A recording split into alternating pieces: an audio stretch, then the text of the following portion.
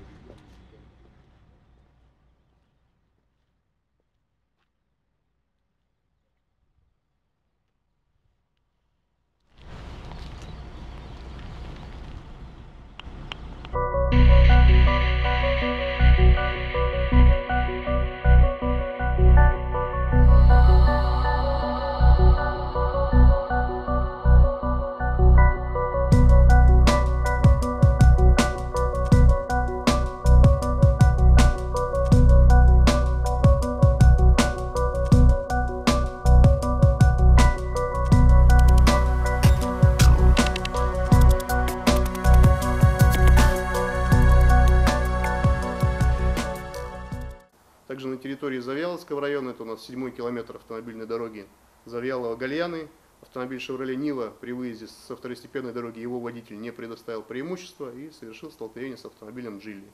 В данном происшествии водитель автомобиля Джилли и его пассажир, это 19-летняя девушка, получили травмы. Ремни безопасности у обоих, и водителя, и пассажира, были застегнуты за спиной, я называю это на манер для ГИБДД.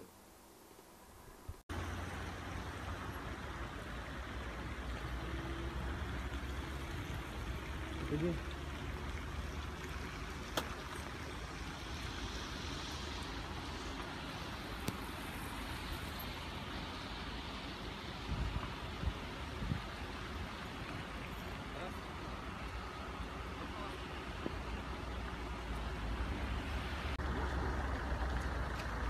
приехал по главному,